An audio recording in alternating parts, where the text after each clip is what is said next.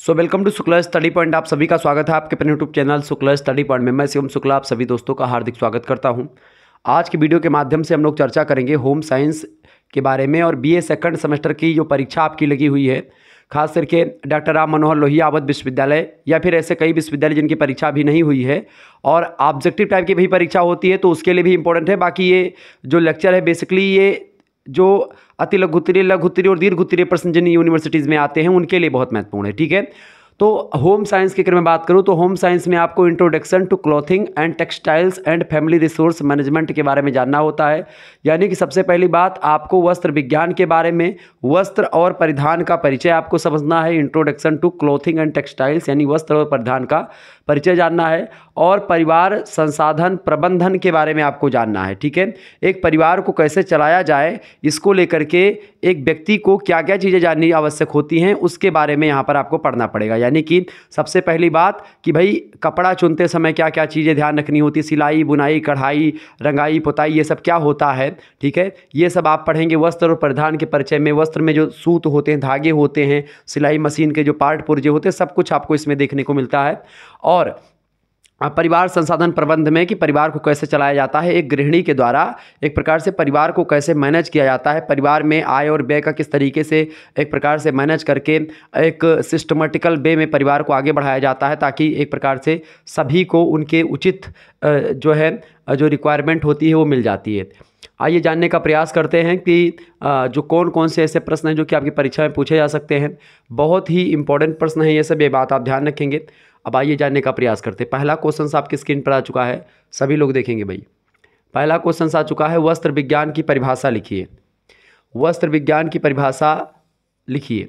देखिए, जिस विषय के अंतर्गत वस्त्रों का निर्माण करने वाले नेचुरल यानी प्राकृतिक और कृत्रिम यानी मानव के द्वारा बनाए गए, तो प्राकृतिक और कृत्रिम रेशों का वस्त्र निर्माण की जो तमाम प्रकार की विधियां होती हैं, चूँकि कई विधियों से वस्त्र का निर्माण किया जाता है, तो उन सभी विधियों का वस्त्र की पारिस्कृति और परिसज्जा यानी कि उसको वस्त्र को सजाना, वस्त्र को चमकाने की विधियों का प्रयोग, यानी वस्त्र अच्छा दिखे इसके लिए कई प्रकार की चीज़ें करी जाती, तो वही वस्त्र की पारिस्कृति और परिसज्जा कहलाती है। वो वस्त्रों के रख रखाव का, वस्त्रों को कैसे रखा जाए, उसको वस्त्रों का संग्रह कैसे किया जाए, ठीक है, कौन कौन से वस्त्र कब पहने जाएं, ये सब, तथा वस्त्रों की उचित प्रकार से धुलाई कैसे करनी है, इन सभी का व्यवस्थित यानी कि एकदम से सिस्टमेटिकल वे में और वैज्ञानिक यानी साइंटिफिक अध्ययन किया जाता है इस विषय वस्तु के अंतर्गत, वो होता है वस्त्र विज्ञान। तो कुल मिलाकर के अगर मैं आपको बताऊँ तो वस्त्र विज्ञान क्या होता है महोदय, वस्त्र विज्ञान जो होता है वो क्या होता है, वस्त्र विज्ञान एक प्रकार से इन सभी का अध्ययन करता है। किसका? वस्त्र निर्माण की समस्त विधियों का, वस्त्रों के निर्माण के लिए जो प्राकृतिक और कृत्रिम तंतु या रेशे या जो धागे होते हैं उनका, वस्त्रों की पारिस्कृति और परिसज्जा का, वस्त्रों के रख रखाव का, वस्त्रों के संग्रह का, वस्त्रों की उचित प्रकार से धुलाई का, व्यवस्थित और वैज्ञानिक अध्ययन। दोनों बातों पर ध्यान रखेंगे क्योंकि विज्ञान तभी कहा जाएगा जब व्यवस्थित और वैज्ञानिक होगा। ठीक है, तो व्यवस्थित और वैज्ञानिक अध्ययन किया जाता है, वही होता है वस्त्र विज्ञान। ये बात आप ध्यान रखेंगे। आगे बढ़ते हैं, दूसरा क्वेश्चन आपकी स्क्रीन पर आ चुका है, फटाफट से आप लोग देखने का प्रयास करेंगे। दूसरा प्रश्न है, वस्त्र व्यक्तित्व निर्माण में किस प्रकार सहायक है। तो व्यक्तित्व का निर्माण, वस्त्र व्यक्तित्व निर्माण में कई प्रकार सहायक है। उपयुक्त समय व व्यवसाय के अनुसार वस्त्र पहनने से व्यक्ति के व्यक्तित्व में आकर्षण आ जाता है। क्योंकि अगर आप वस्त्र पहनते हैं, अच्छा वस्त्र पहनते हैं तो आप और अच्छे दिखते हैं। ठीक है, यानी वस्त्र जो होते हैं आपको अच्छा दिखाने में मदद तो करते हैं, इसके अलावा आपको एक प्रकार से या दूसरे व्यक्ति आपको देख करके प्रभावित होते हैं आपसे, आपके त्वचा की रक्षा वस्त्र करते हैं। आजकल इतनी तगड़ी धूप होती है तो उसमें वस्त्र के द्वारा ही अपनी त्वचा की देखभाल करते हैं, आप उसको बचाते हैं, दूसरे लोग स्वतः ही उनसे प्रभावित होने लगते हैं। उचित वस्त्रों से व्यक्ति में स्वयं विश्वास उत्पन्न होता है। एक डॉक्टर जो होता है वो अपने टाइप का वस्त्र पहनता है, एक शिक्षक, एक पुलिस अधिकारी, दुकानदार, व्यापारी अपनी उचित वेशभूषा के द्वारा ही आकर्षण के केंद्र होते हैं। उचित वेशभूषा ना होने से व्यक्ति जो होता है दूसरों के मजाक का पात्र बन जाता है। अगर आप अच्छे तरीके से वस्त्र ना पहने तो आपकी मज़ा लेंगे गांव वगैरह के लोग, या फिर शहरों में अगर आप जाएंगे तो हालांकि शहरों में वस्त्र का कोई एक प्रकार से कोई मतलब नहीं, तो जैसा कोई पहने घूम रहा है उसका कोई मतलब नहीं। गाँव वगैरह में अगर आप थोड़ा सा भी शहरी परिसज्जा पहनेंगे तो बहुत लोग मौज लेने लगेंगे आपकी कि भाई ये कैसा वस्त्र पहन लिया तुमने। ठीक है, ये चीज़ें। तीसरी बात, वस्त्रों की दृष्टि से रंग चयन का क्या महत्व है। मतलब वस्त्रों की दृष्टि से अगर देखें तो रंग चयन मतलब किस कलर का कपड़ा जो है इम्पोर्टेंट होता है।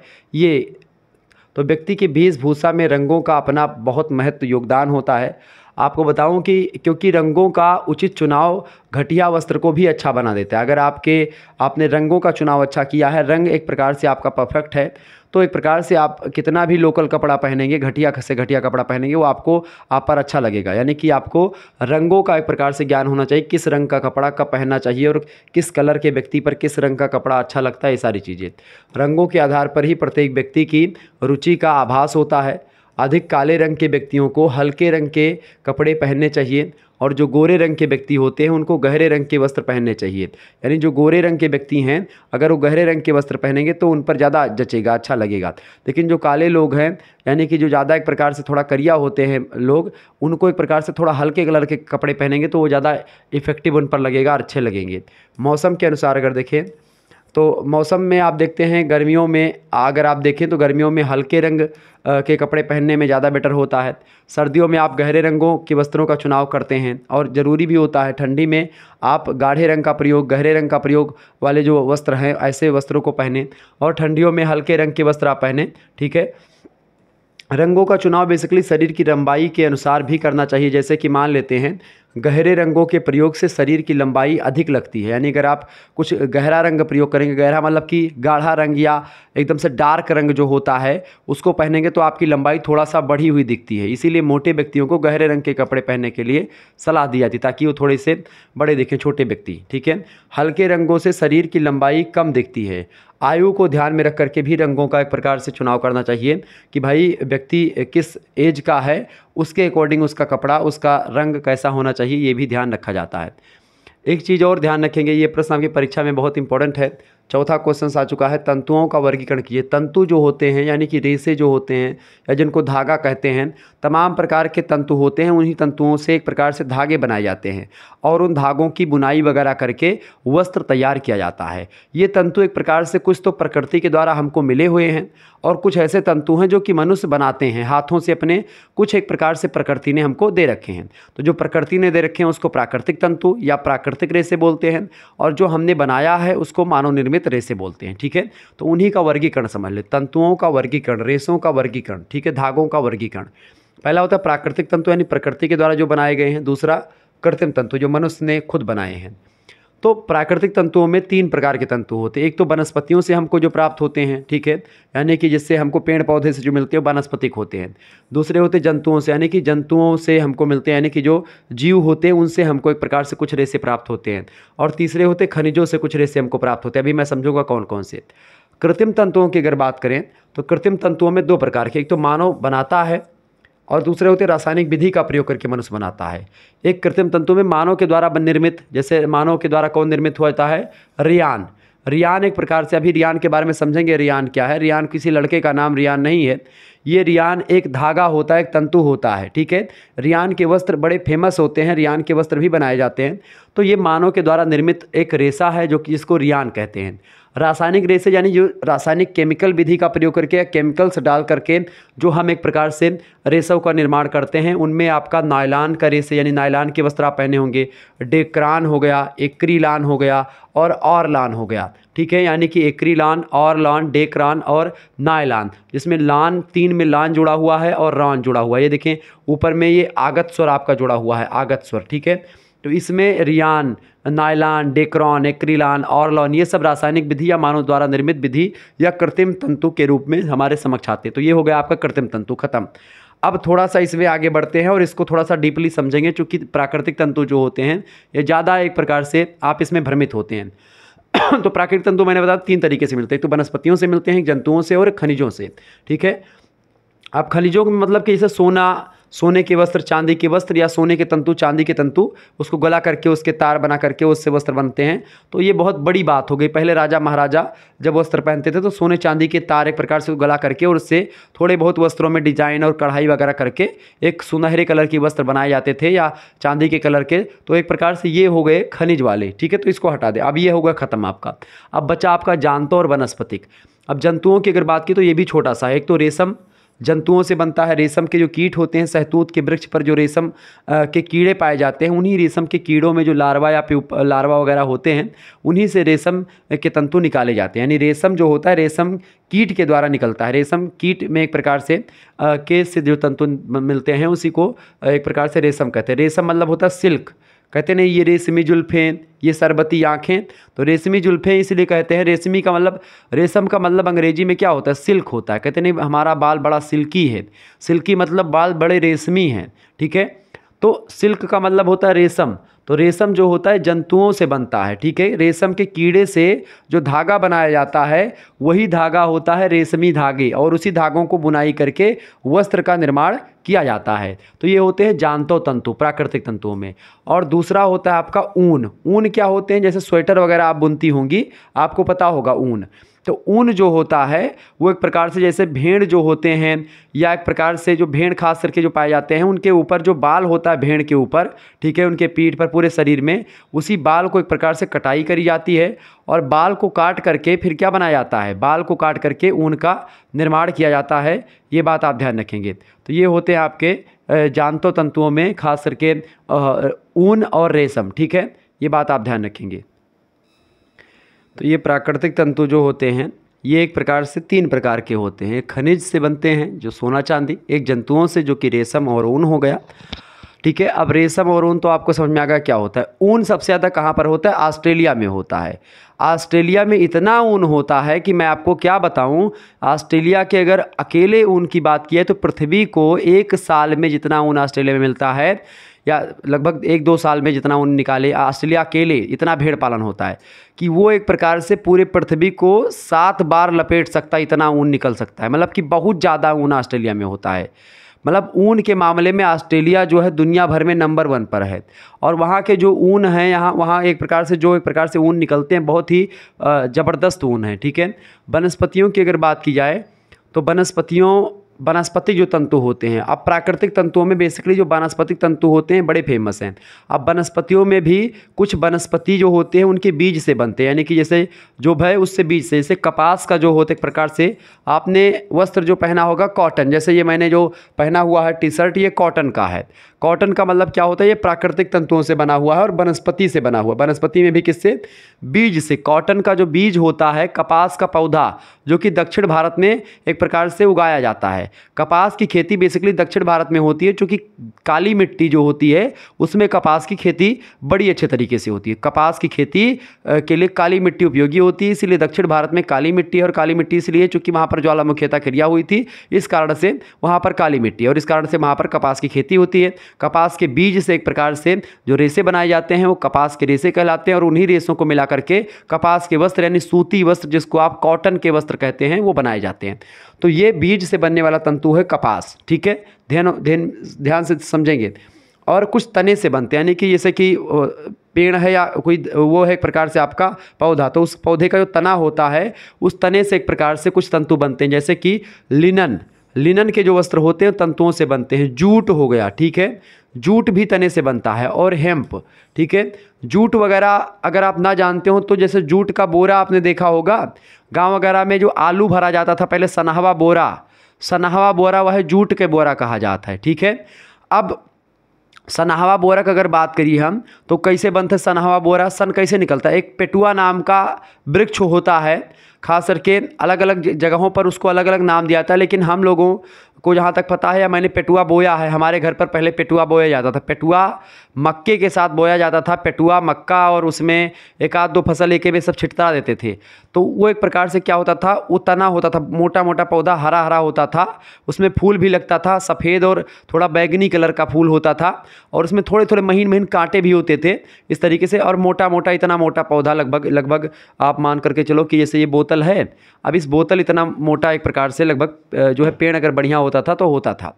अब वो वृक्ष जो होता था हरा हरा होता था, उसको जब पेड़ों मतलब हम लोग खेत से काट करके लाते थे, और उस पेड़ से एक प्रकार से क्या करते थे, उसकी पत्ती उत्ती सब काट करके और भैंस को खिला देते थे।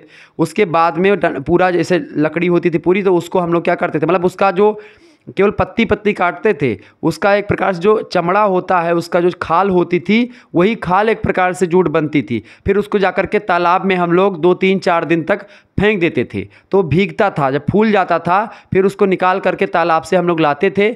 उसके बाद में फिर उसका जो ऊपर वाला परत होता था, उसका जो खाल, उस जो है पौधे की, उस खाल को निकालते थे। जब उस खाल को हम लोग निकालते थे तो एक प्रकार से उसको फिर खाल निकाल करके उसको छप्पर वगैरह पे हम लोग डाल देते थे। अब छप्पर पर डाल देते थे, वो सूख जाता था, उसके बाद में वो सन बनता था, उसी को सन कहते हैं, ठीक है। और जो डंडा बीज का बचता था लकड़ी का, वो एक प्रकार से जलाने में, यानी जैसे कि जो है खाना वाना बनाने के लिए उपयोग आ जाता था, या ठंडी में कौरा तापने के लिए, यानी अलाव जलाने के लिए, ठीक है, तख्ता तापने के लिए उसका उपयोग कर लेते थे। और महिलाएं प्रायः उसको खाना बनाने के लिए, मम्मी जी हमारी उसको एक प्रकार से यूज कर लेती थी।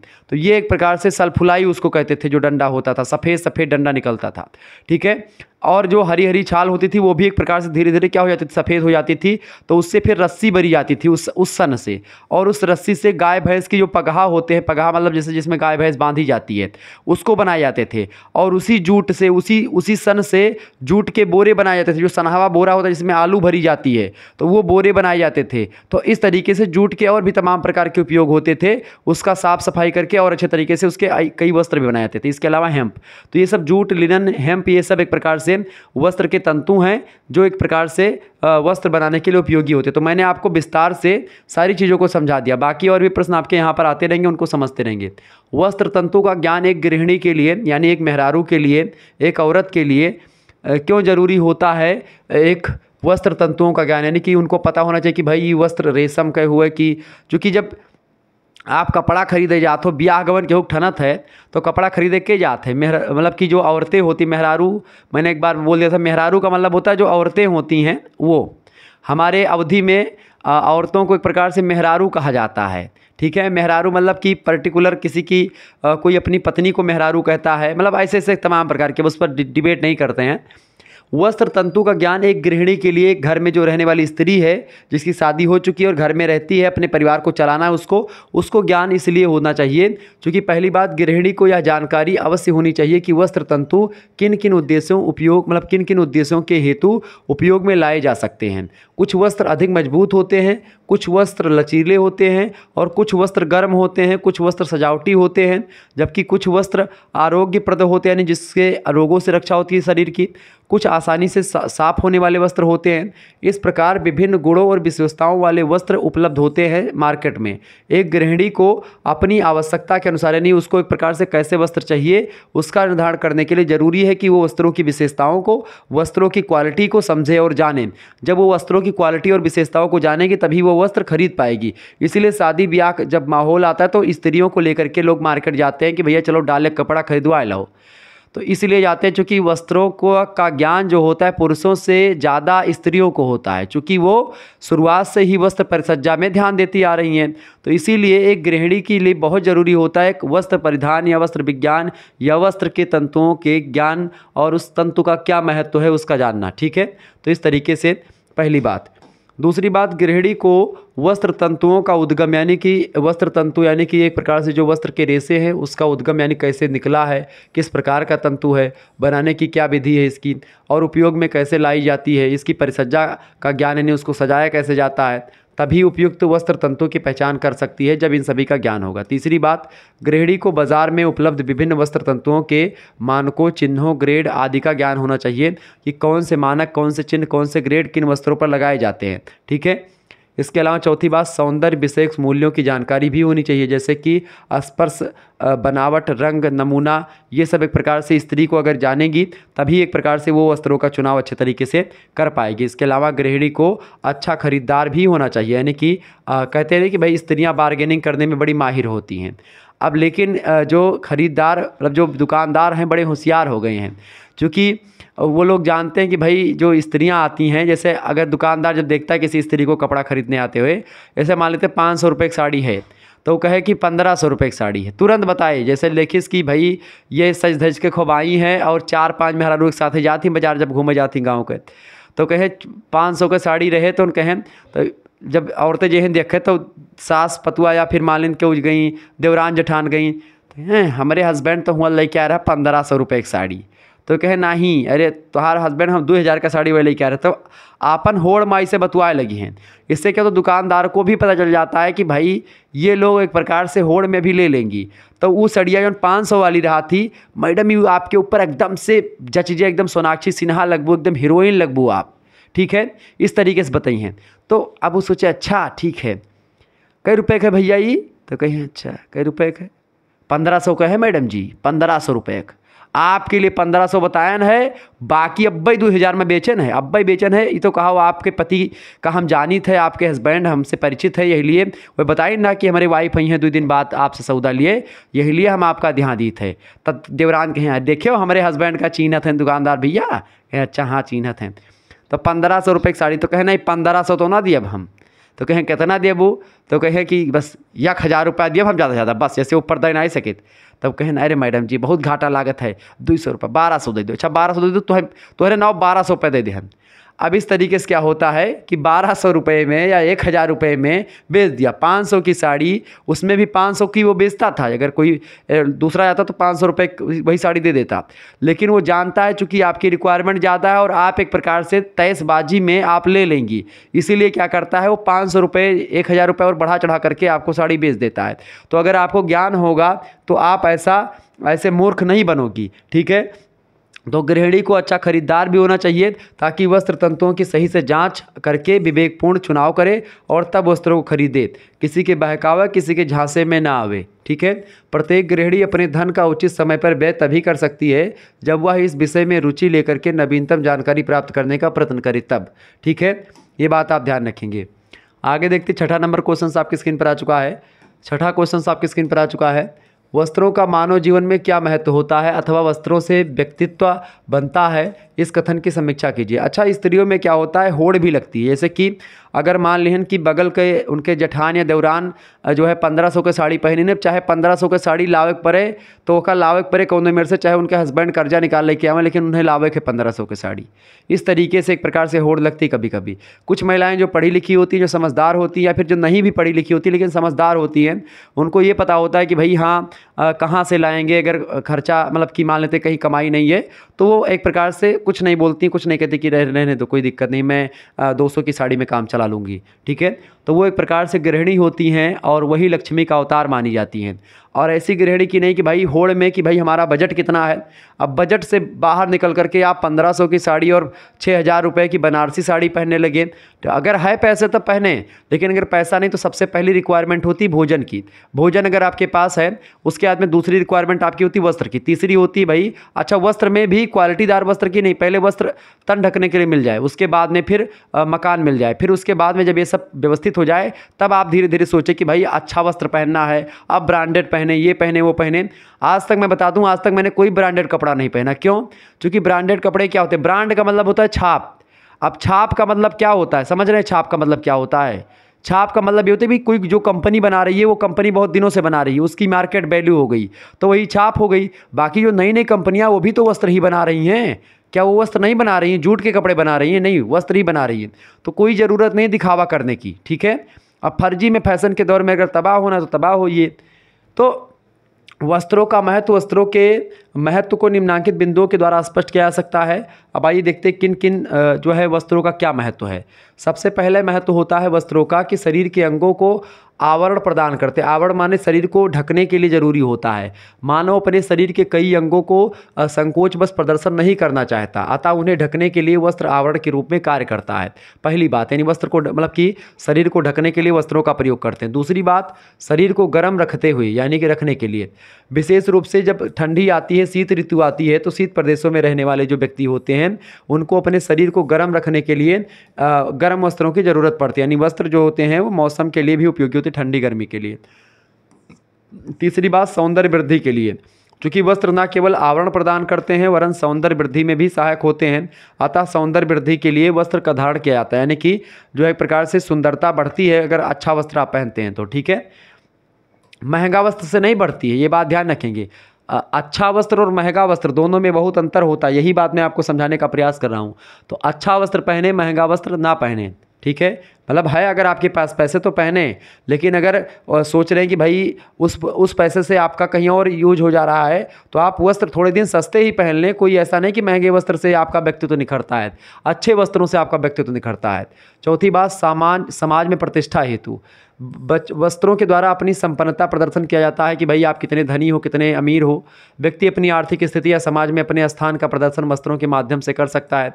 वस्त्रों में से समाज में प्रतिष्ठा भी बनती है कि भाई अगर आप बढ़िया से वस्त्र पहन के जाते हैं तो आजकल जैसे आप जूता पहन के जाएँ तो जूते के लोग कंपनी देखने लगते हैं कि भाई कौने कंपनी के हुए, कौने ब्रांड के हुए, ठीक है। कौन वस्त्र पहने हो, अच्छा बूशर्ट कौने का, शर्ट किसका है, अच्छा मुफ्ती का पहने हो भैया, अच्छा अच्छा, अरे राम का बहुत धनी आदमी है। अच्छा जूता क्या क्या भैया, अरे चप्पल बाटा कंपनी की पहने हो, ओफो एलन सोली, वान हुसैन, अरे राम का रेड चीप। तो ये सब एक प्रकार से लोग देखते हैं, बस वही जो चीज़ें लोग जानते हैं उसी को ब्रांड मानने लगे। हालांकि ये सब ब्रांड बड़े हैं अपने आप में, अच्छे भी वस्त्र, कुछ ब्रांड ऐसे हैं जो कि अच्छे बनाते हैं, लेकिन कुछ जो सस्ते ब्रांड नए नए आए हैं वो भी अच्छा बनाते हैं वस्त्र। अगला है कार्य क्षमता में वृद्धि। कार्य से संबंधित कठिनाइयों से बचने हेतु, जैसे कि पानी से बचने के लिए वस्त्र का उपयोग, उष्मा से यानी घाम से यानी धूप से, ठंडक से, इन सभी से बचने के लिए एक प्रकार से ये और कार्य क्षमता बनाए रखने के लिए वस्त्र जरूरी होते हैं, और एक प्रकार से आपके कार्य क्षमता में वृद्धि भी करते हैं वस्त्र। तो वस्त्र का बड़ा उपयोग होता है। अगला क्वेश्चन आ चुका है प्रभु महोदय, प्रश्न है आपका, ऊन क्या है। ऊन जो होता है एक जांतव तंतु यानी जंतु से निर्मित होता है। भेड़ बकरियों मतलब भेड़ों से जो बाल होते हैं उसी को ऊन कहते हैं, जिसकी प्राप्ति जानवरों के शरीर पर पाए जाने वाले बालों से होती है। पर्वतीय और बर्फीले इलाकों में जो पशु पाए जाते हैं, जानवर पाए जाते हैं, उनके शरीर पर चूंकि बाल बड़े घने होते हैं और बड़े बड़े बाल होते हैं, चूंकि वो ठंडियों से उनकी रक्षा होती है। तो ऐसे जानवर जो कि ठंडे इलाकों में पाए जाते हैं, बर्फीले इलाकों में, उनके शरीर पर लंबे और घने बाल होते हैं। ये बाल पशुओं के शरीर पर ठंड, धूप और गर्मी से उनकी रक्षा करने में अनुकूलता प्रदान करते हैं उनको। ये सब एक प्रकार से मतलब जैसे आदि मानव इन जानवरों को खाल प्राप्त करने हेतु जानवरों का शिकार भी करते थे। यानी जो पर्वतीय इलाकों के जो जंतु होते हैं उन्हीं का शिकार करते हैं, उनकी खाल निकाल करके, और जो आदि मानव होते थे वो ठंडियों में उसको ओढ़ा करते थे। तो इसीलिए एक प्रकार से उनके जो बाल है उनकी खाल को नहीं निकालते हैं हम लोग, उनकी बाल को निकाल करके, बाल को कटाई करके, उनकी पहले पशु मतलब उनका पालन करके और उनके बाल को एक प्रकार से काट करके मशीनों के द्वारा उन्हीं बाल से हम ऊन का निर्माण करते हैं, ठीक है। अगला क्वेश्चन आ चुका, सिल्क। सिल्क का मतलब क्या होता है, रेशम। तो रेशम एक प्रोटीन वह जानते यानी प्रोटीन से भी बनता है और जंतुओं से भी निर्मित होता है। वैसे रेशम के कीट के द्वारा बनता है रेशम, जो शहतूत के वृक्ष पर पलने वाले कीटों से प्राप्त होता है। रेशम के वस्त्र अपनी सुंदरता के लिए, अपने लचीलेपन के लिए, फ्लेक्सिबिलिटी के लिए, और मुलायम होते हैं, बड़े सॉफ्ट होते हैं। इनको आप छुएंगे तो ऐसे मज़ा आ जाएगा एकदम से, जैसे छुएंगे स्पर्श करेंगे तो एकदम से मतलब कि चिकना होगा, मुलायम होगा, सॉफ्ट होगा, छूने में अच्छा लगेगा, ठीक है। चिकनेपन के लिए, आकर्षण इनके बड़े अच्छे होते हैं, मतलब कि इफेक्टिव होते हैं। वस्त्रों के राजा भी कहे जाते हैं ये, यानी कि वस्त्रों का राजा क्या है, रेशम को वस्त्रों का राजा भी कहा जाता है, ये बात आप ध्यान रखेंगे, ठीक है। इसके विशिष्ट गुणों के कारण से रेशम के वस्त्र शान शौकत के प्रतीक होते हैं। यह पहनने में भी हल्के और सुंदर लगते हैं। कौन, रेशम के जो वस्त्र होते हैं, सिल्क के जो वस्त्र होते हैं, ये बात आप ध्यान रखेंगे। अगला क्वेश्चन आ चुका है भैया, प्रश्न है सूत क्या है। सूत का क्या अर्थ है। सूत का अर्थ, सूत वह शब्द होता है जो निरंतर धागे के लिए प्रयुक्त होता है, यानी धागे को ही सूत कहते हैं। और यह सूत्र आपस में गुंथ करके समूह के रूप में तंतु का निर्माण करते हैं। सूत्र से तंतु निर्माण की प्रक्रिया को हम कताई कहते हैं, स्पिनिंग बोलते हैं, ठीक है। तो सूत जो होते धागे होते हैं, उन्हीं सूत से क्या होते हैं, उन्हीं सूत्र से या सूत से तंतु निर्माण की प्रक्रिया जो होती है उसको कताई कहते हैं। स्पिन धागे या सूत वस्त्र की बुनाई के आधार होते हैं, ये बात भी आप ध्यान रखेंगे। आगे देखेंगे, अगला क्वेश्चन आ चुका है, फटाफट से आप देखिएगा, बहुत ही इंपॉर्टेंट क्वेश्चन है, बड़ा ही ज़बरदस्त क्वेश्चन है। प्रश्न, करघे के विभिन्न भाग क्या हैं। करघा का विभिन्न भाग क्या होता है, बताएं। करघे के विभिन्न भाग क्या हैं। तो करघे के मुख्य भाग निम्नलिखित है। पहला होता है वार्प बीम, और दूसरा है क्लॉथ बीम, तीसरा है हॉर्नेस, चौथा है शटल और पांचवा है रीड। ये करघे के 5 भाग होते हैं जो कि एक प्रकार सिलाई मशीन से संबंधित है, ये बात ध्यान रखेंगे। और एक बात यहीं पर ध्यान रखेंगे, को करिकुलर मास्टर यूट्यूब चैनल को अगर आपने अभी तक सब्सक्राइब नहीं किया है तो प्लीज़ को करिकुलर मास्टर यूट्यूब चैनल को सब्सक्राइब कर लीजिएगा। आपकी परीक्षा के लिए बहुत ही ज़बरदस्त जानकारी यहाँ पर मिलती रहती है। आपको बता दूँ कि को करिकुलर मास्टर एक ऐसा चैनल है जिस पर आपकी को करिकुलर की परीक्षाओं की तैयारी तो होती ही है, इसके अलावा को करिकुलर के अलावा आपके करियर से संबंधित तमाम प्रकार की जानकारी यहाँ पर दी जाती है। कंपटीशन की तैयारी आपको कैसे करनी है, किस कंपटीशन की तैयारी करें जिसमें आपका भविष्य बेहतर होगा, ऐसे कई जानकारी आपको यहाँ पर मिल जाएंगी। इसके अलावा थर्ड सेमेस्टर में जब आप पहुँचेंगे, थर्ड सेमेस्टर के सिलेबस वगैरह और थर्ड सेमेस्टर की एक प्रकार से जो को करिकुलर परीक्षा होती है, खास करके थर्ड सेमेस्टर में आप human values and environmental studies की वीडियोज़ आप यहाँ पर देखेंगे बहुत सारी, ठीक है। तो आप इस चैनल को सब्सक्राइब कर लीजिएगा, आपकी परीक्षा के लिए बेहतर जानकारी यहाँ पर मिलेगी। बुनाई से आपका क्या आशय है? बुनाई जो होती है दो अथवा दो जोड़ी धागों की स्थिति में पारस्परिक गुथाव के द्वारा परिवर्तन लाने की प्रक्रिया को कहते हैं। क्या? दो या दो जोड़ी धागों की स्थिति में, सिचुएशन में पारस्परिक गुथाव के द्वारा परिवर्तन लाने की प्रक्रिया को बुनाई कहते हैं। बुनाई में लंबवत और क्षैतिज, यानी कि इस तरीके से ये लंबवत हो गया और ये क्षैतिज हो गया, इस तरीके से धागे होते हैं और इस तरीके से पूरा बुनाई इस प्रकार से हो जाती है, ठीक है। वस्त्र निर्माण हो जाते हैं, ठीक है।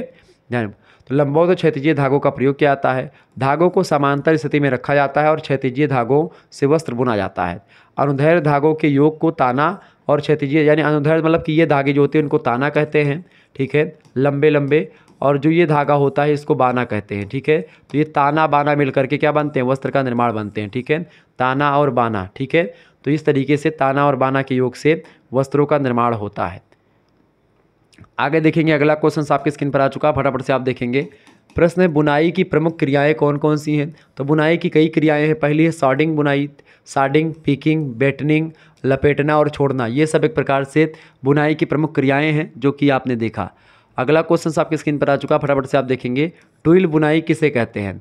ट्विल बुनाई में तिरछे रूप से डिज़ाइन बने होते हैं, यानी कि इस तरीके से तिरछे डिजाइन बने होते हैं ट्विल बुनाई में, जो कि तैरते हुए दिखाई देते हैं। विशेष प्रकार की तिरछी रेखा ट्विल बुनाई की पहचान है।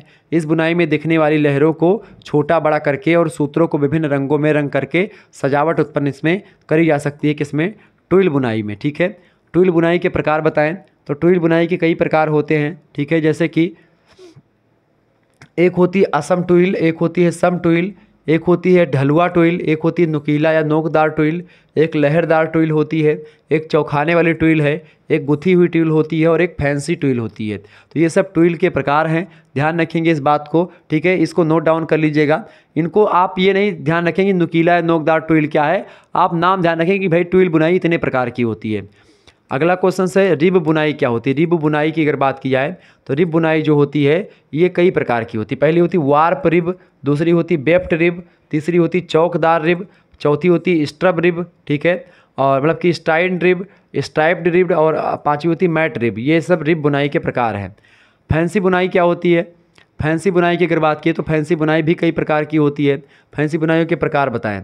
तो फैंसी बुनाइयों के कई प्रकार हैं, जैसे कि डाबी बुनाई जो है ये भी फैंसी बुनाई का प्रकार है। जयकार्ड बुनाई हो गई, स्वीवेल बुनाई हो गई, लीनो बुनाई है जिसको गाज बुनाई भी कहते हैं, लैपेट बुनाई, डबल क्लॉथ बुनाई। तो ये सब बुनाई जो हैं ये फैंसी बुनाइयों के प्रकार हैं।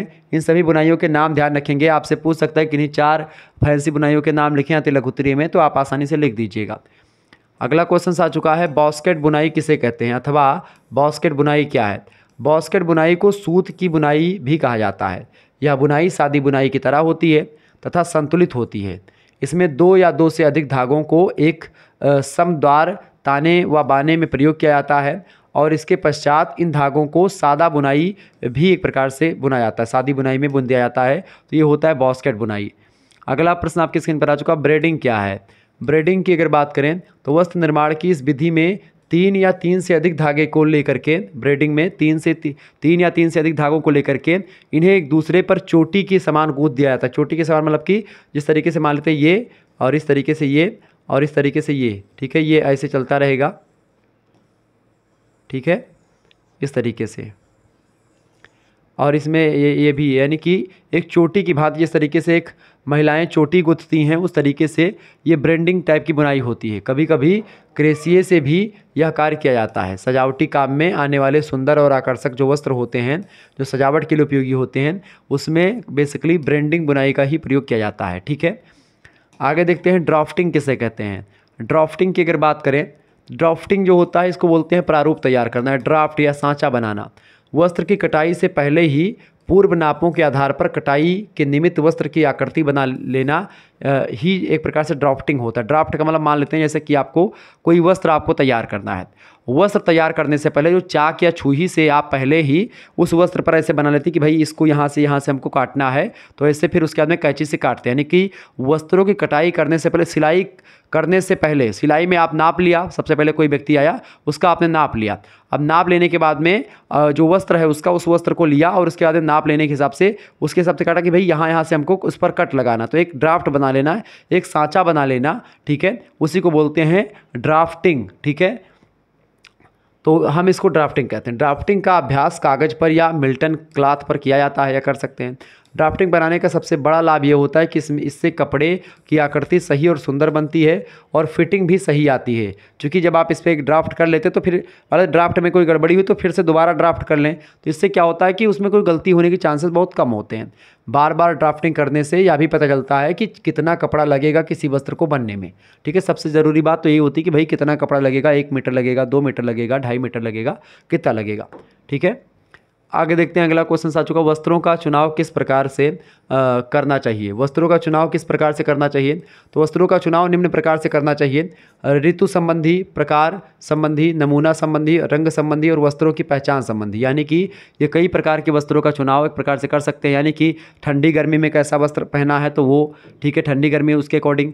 प्रकार यानी किस प्रकार के वस्त्र आपको पहनने हैं, किस तरीके के डिज़ाइन वाले वस्त्र पहनने हैं, किस तरीके के रंग के वस्त्र पहनने हैं, किस तरीके की एक प्रकार से अगर आप वस्त्रों की, यानी कि आप मतलब कॉटन पहनना चाहते हैं या लिनन या रेयान, किस तरीके के वस्त्रों को आप पहनना चाहते हैं। ठीक है, इसके अलावा ऊन किस पदार्थ से बनता है, तो ऊन जो होता है केरोटीन नामक एक प्रोटीन युक्त पदार्थ से बनता है। अगला पॉइंट है आपका, प्रथम श्रेणी का ऊन किस प्रकार के ऊन को कहते हैं, तो प्रथम श्रेणी का ऊन जो होता है उसको मेरिनो जाति की भेड़ से प्राप्त होता है। यह ऊन सर्वोत्कृष्ट ऊन होता है, ये बात आप ध्यान रखेंगे। ठीक है, क्लियर। तो ये किससे प्राप्त होते हैं, मेरिनो नाम की जाति का एक भेड़ होता है, उससे सबसे अच्छा ऊन जो होता है प्राप्त होता है। क्लियर, ये बात आप ध्यान रखेंगे। आगे देखते हैं थोड़ा सा बुनाई के प्रकार में अगर बात हो तो बुनाई का मैं थोड़ा चित्र दिखा दूं आपको, बुनाई के फोटो के माध्यम से आप देखें कि ये बुनाई कौन सी होती है।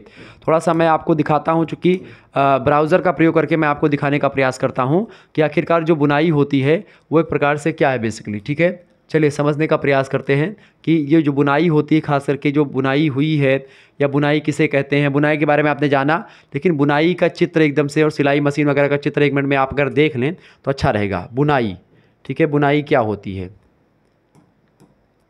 चलें बुनाई के बारे में आपको मैं दिखाता हूं। अभी इस पर आप देखेंगे चित्रात्मक चीज़ों के रूप में, तो आपको सारी चीज़ें क्लियर हो जाएंगी। ठीक है, कि बुनाई बेसिकली होती क्या है। ये तो बुनाई में दूसरा आ गया, 1 मिनट।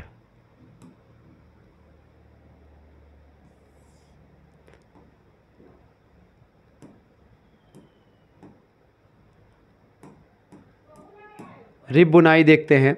ठीक है, रिब बुनाई के बारे में जानने का प्रयास करते हैं कि रिब बुनाई क्या है। चलें,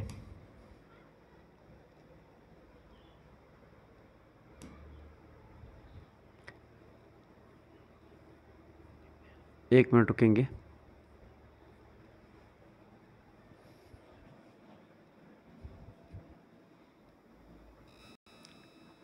देखें, यहाँ पर जो बुनाई है जिसको वेबिंग कहते हैं अंग्रेजी में, ठीक है, इसकी अगर बात करें तो यहाँ पर आप देख पा रहे होंगे वस्त्र बुनाई की वह विधि होती है जिसमें ताना और बाना नामक 2 भिन्न भिन्न जो परस्पर लंबवत धागे होते हैं उनको आपस में गूंथ करके वस्त्र बनाया जाता है।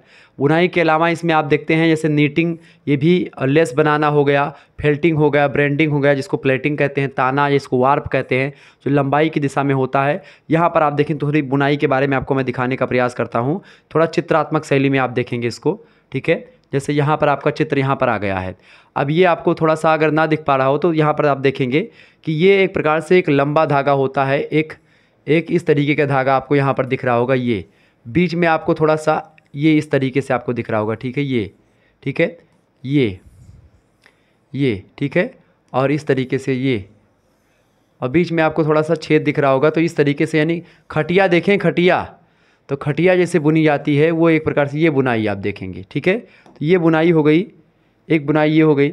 इसके अलावा अगर और थोड़ा सा देखने का प्रयास करेंगे, चले अगला चित्र मैं आपको अगर दिखाऊं तो ये सबसे सरल बुनाई जो होती है ये वाली बुनाई होती है, खटिया वाली। ठीक है, इसके बाद में आप देखेंगे ये बुनाई आपकी आ गई। ये देखिए, ये बुनाई थोड़ा सा और स्पष्ट आपको दिखाई पड़ रही होगी, ठीक है।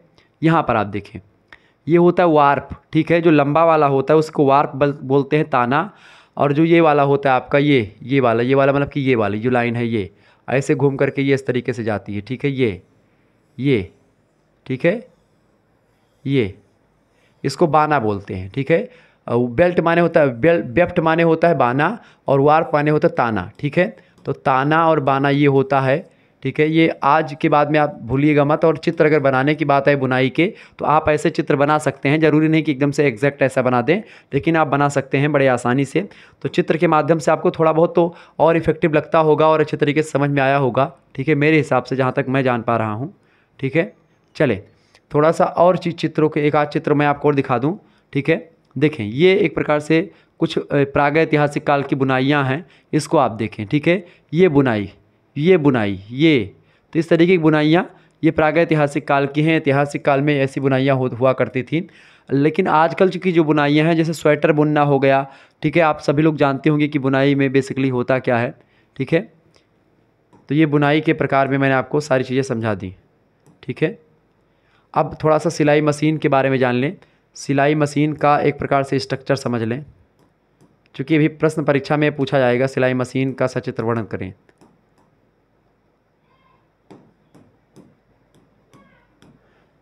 सिलाई मशीन के बारे में समझ लेते हैं, ठीक है। देखिए, ये आपका सिलाई मशीन होता है। ये देख रहे हैं कई सारे लोगों ने इसको डाला है बना करके। हालांकि इसको मैं इमेज में देखने का प्रयास करता हूँ ताकि और स्पष्ट आपको दिखे, ठीक है। कोई इमेज आ जाए अच्छी सी तो मैं आपको दिखा दूँ उसको।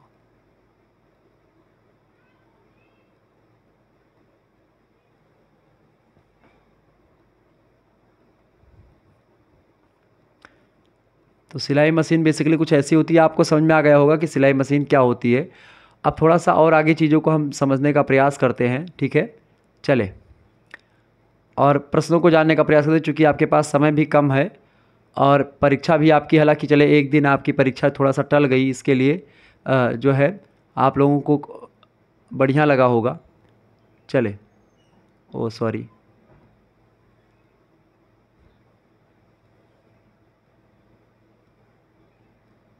चले भाई, यहीं पर हम लोग थे, ठीक है। तो ये हम लोग कपास के बारे में जानने वाले थे कि भाई कपास क्या होता है।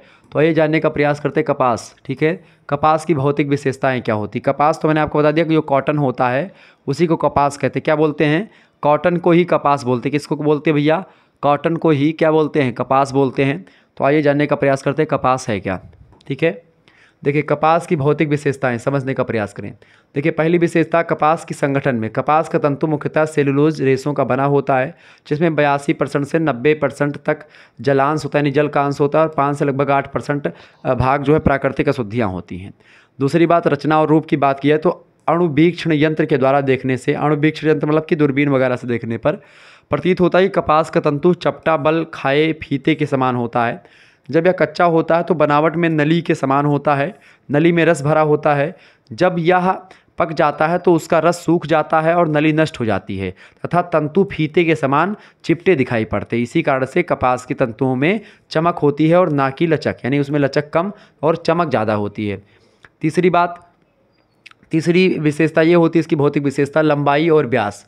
साधारणतः लंबे कोयों वाली जो कपास होती है, लंबे जो बीज वाले होते हैं कपास, उनका व्यास अत्यधिक होता है और सुंदर होता है। तंतु के व्यास में 12 से 20 माइक्रोन की विभिन्नता पाई जाती है। चौथी बात, रंग जो होते हैं समस्त प्राकृतिक तंतुओं में कपास का तंतु सर्वाधिक सफ़ेद होता है, किंतु कच्ची कपास में नाइट्रोजन आदि के तत्व होने के कारण से उसका रंग भूरापन लिए हुए होता है। ब्लीचिंग आदि करने से इसकी सफ़ेदी अत्यधिक बढ़ जाती है, ठीक है। ब्लीचिंग एक परिसज्जा का एक तरीका होता है, इसके माध्यम से वस्त्रों की सजावट को और अच्छा किया जाता है, ठीक है। अगला है स्वच्छता। स्वच्छता की अगर बात की तो कपास का तंतु दूसरे चिकने तंतुओं जैसे कि रेशम, लिनन और रियान के समान तो स्वच्छ नहीं होता, किंतु अन्य तंतुओं की अपेक्षा इसकी धुलाई अत्यधिक सरलतापूर्वक आप कर सकते हैं। यह तंतु ऊन मतलब उन सब तंतुओं में श्रेष्ठ माना जाता है जिसकी नियमित धुलाई की आवश्यकता होती है। कुल मिलाकर के कपास जो है नियमित वस्त्र पहनने के लिए या धुलाई के लिए उपयोगी है। रेशम, लिनन, रियान जो होते हैं ये सब एक किसी पार्टी वगैरह में जाने के या फिर कभी कभी आप पहन सकते हैं, ज़्यादा हमेशा पहनने वाले वस्त्रों में नहीं है, ठीक है। आगे देखते हैं, अगला क्वेश्चन आ चुका, कपास के रेशे पर फफूंदी का क्या प्रभाव पड़ता है। तो फफूंदी का प्रभाव, सूती वस्त्रों को आर्द्रावस्था में, यानी जब नमी वाले वस्त्रों में आप रखेंगे बहुत दिनों तक, तो उन पर रखने से क्या होता है, ऊन पर सफ़ेद उन पर क्या हो जाता है, फफूंदी पड़ जाती है, फफूंदी लग जाती है। फफूंदी के स्थान पर काली चित्तियाँ पड़ जाती हैं, वस्त्र गल जाता है, फफूंदी वाले वस्त्र से दुर्गंध आने लगती है। इसके अलावा मांड वाले वस्त्र में फफूंदी और भी जल्दी लगती है। कृत्रिम विधि से पारिस्कृति और परिसज्जा की विशिष्ट विधियों से सूती वस्त्र की फफूंदी प्रतिरोधक क्षमता बढ़ाई जाती है। मतलब कि उसकी फफूंदी ना लगे, इसके लिए कई प्रकार के सिस्टम किए जाते हैं। सूती वस्त्रों को नम अवस्था में बंद नहीं करना चाहिए, इससे वो वस्त्र खराब भी हो जाते हैं। पूर्णतः सूख जाने पर ही इन्हें वायुरुद्ध स्थान पर रखें, यानी जैसे स्थान जहाँ पर वायु ना जाए, ऐसे स्थान जहाँ पर एक प्रकार से धूप ना जाए, वहाँ पर एक प्रकार से जब ये सूख जाएँ पूर्ण रूप से बाहर धूप में, तब रखें। सूती वस्त्रों में कीड़े नहीं लगते हैं। कुछ ऐसे सूती वस्त्र जो ऊनी अथवा किसी अन्य प्रकार के रेशों के सम्मिश्रण से बनते हैं, उनमें कीड़े लगने की संख्या बनी रहती है, यानी कि सूती वस्त्र में कीड़े नहीं लगते हैं, फफूंदी लगती है। ठीक है, ये बात ध्यान रखेंगे, क्लियर। जबकि आप देखते हैं अन्य वस्त्रों में फफूंदी, रेशम में फफूंदी नहीं लगती है और एक प्रकार से लेकिन कीड़े लगते हैं। अगला क्वेश्चन आ चुका है, फटाफट से आप लोग देखने का प्रयास करेंगे। प्रश्न, नीचे के धागों में गुच्छे बनने को संक्षेप में स्पष्ट कीजिए। नीचे के धागों में गुच्छे बनना मतलब कि जब मशीन जो होती है उसमें जो नीचे के धागे होते हैं उसमें गुच्छे बन जाते हैं कभी कभी। तो इसके कई कारण है। पहला कारण कि सुई को ठीक से, अगर सुई ठीक से नहीं लगाई जाती हो तो, या सुई उचित साइज की ना हो तो एक प्रकार से गुच्छे बन जाते हैं। दूसरी बात, सुई अगर टेढ़ी होती है तो भी नीचे के धागों में गुच्छे बनने शुरू हो जाते हैं। इसके अलावा धागा सुई के ठीक से ना पड़ा हो, मतलब कि धागा अगर सुई में ठीक से नहीं डाला जाता है तो भी ऐसी सिचुएशन क्रिएट होती है। इसके अलावा ऊपर का भाग, मतलब ऊपर का धागा ठीक से ना डाला गया हो तब भी दिक्कत आती है, और धागे का तनाव अधिक ढीला हो तब भी एक प्रकार से नीचे के धागों में गुच्छे बनने की प्रक्रिया शुरू हो जाती है। आगे देखेंगे, अगला क्वेश्चन आ चुका है, फटाफट से आप देखने का प्रयास करेंगे। प्रश्न है, सुई के बार बार टूटने को संक्षेप में स्पष्ट करें। तो ये निम्न दोषों के कारण हो सकता है, जैसे कि कई दोष हैं इसके, जो सुई मशीनों की टूट जाती है। पहली बात, सुई कपड़े के उपयुक्त ना हो, यानी कपड़ा मोटा हो और सुई पतली हो तब टूट जाएगा। दूसरी बात, सुई क्लैंप में पूरी तरह से घुसा करके कसी ना गई हो या क्लैंप ना कसा गया हो तो ऐसी स्थिति में सुई टूटने की संभावना ज़्यादा होती है। तीसरी बात, सुई टेढ़ी हो तो भी टूट जाएगी। बॉबिन केस का रिंग अगर गलत लगाया गया होगा तो भी एक प्रकार सुई के बार बार टूटने का खतरा बना रहेगा।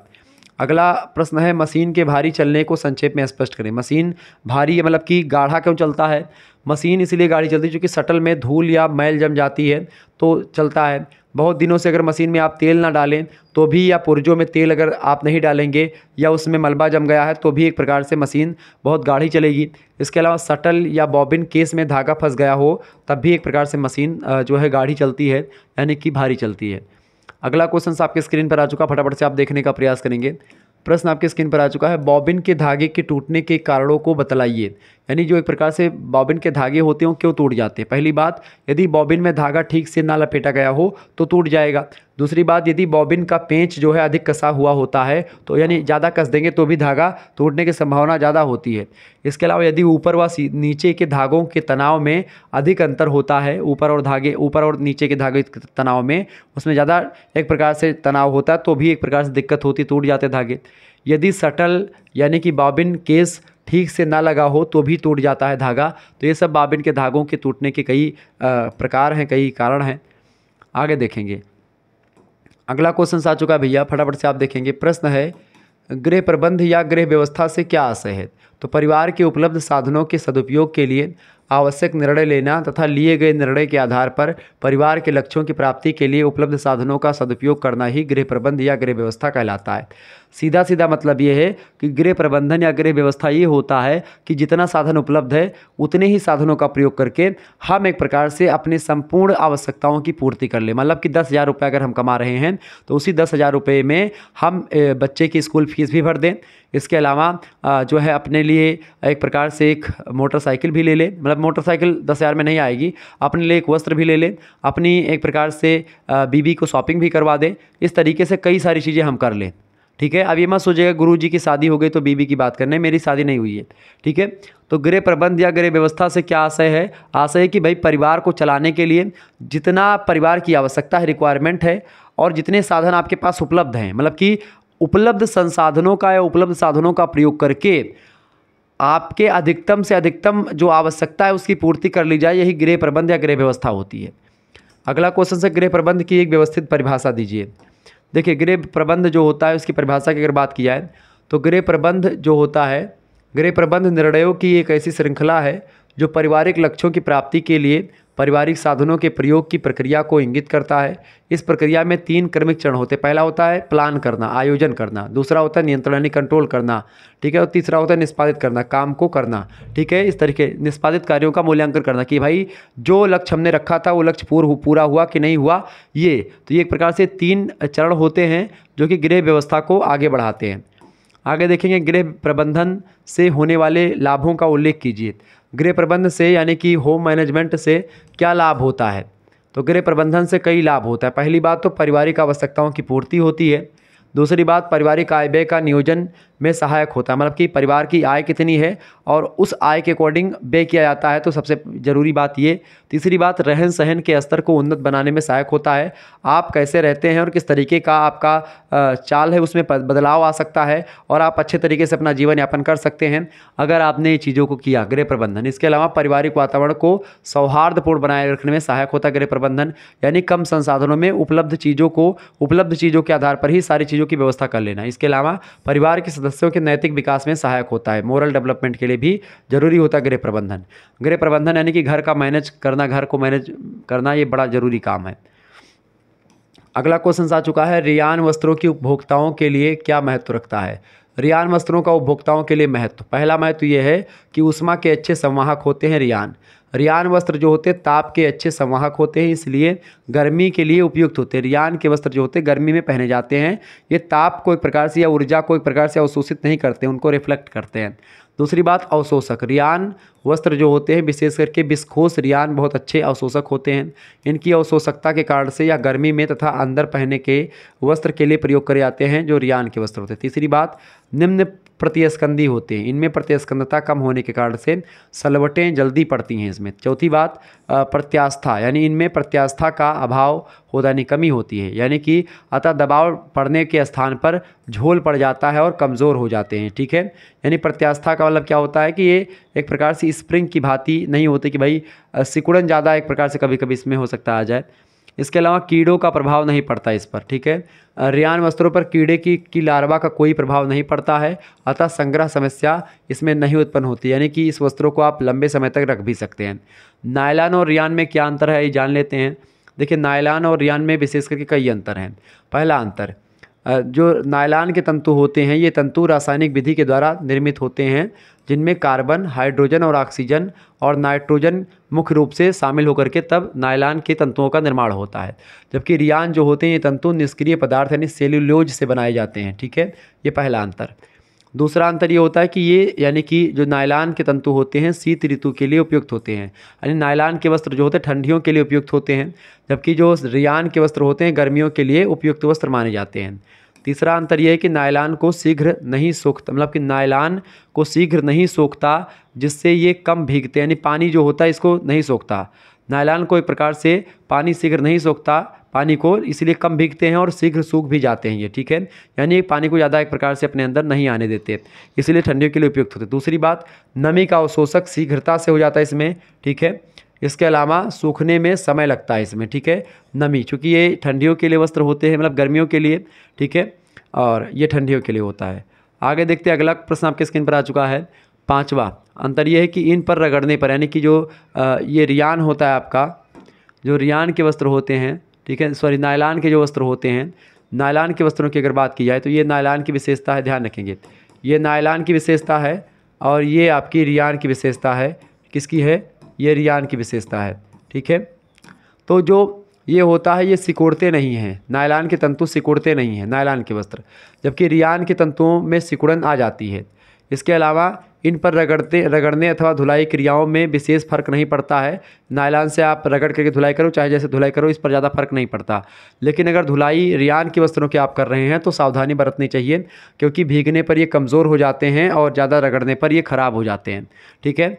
इसके अलावा नायलॉन के जो वस्त्र होते हैं ये धूप में काफ़ी समय तक रखे जा सकते हैं, जबकि जो रियान के वस्त्र होते हैं धूप में अधिक देर तक रखने से ये ख़त्म हो जाते हैं, यानी क्षतिग्रस्त हो जाते हैं। ठीक है, तो ये रियान और एक प्रकार से नायलॉन में अंतर हो गया। ये प्रश्न परीक्षा में पूछा जा सकता है, ध्यान रखेंगे।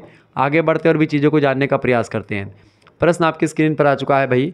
प्रश्न है कि सही नाप का क्या महत्व है, नाप लेने के सामान्य नियम क्या हैं, अथवा नाप लेते समय किन किन बातों का ध्यान रखना चाहिए। किसी वस्त्र का नाप लेते समय एक स्त्री को या फिर एक पुरुष दर्जी को क्या क्या ध्यान रखना पड़ता है, कोई भी, चाहे स्त्री हो चाहे पुरुष हो। पहली बात तो ये कि नाप के अनुसार कपड़े का सही अनुमान किया जाना चाहिए कि भाई नाप आपने ले लिया और तब आपसे पूछेगा कि भैया कितना वस्त्र लगेगा, तो आप बताएं कि भाई 1 मीटर 2 मीटर कपड़ा लगेगा। तो पहली बात ये महत्व। दूसरी बात, नाप लेकर के वस्त्र सिलने में विभिन्न अंगों की फिटिंग अच्छी आती है, ये भी अच्छी बात है।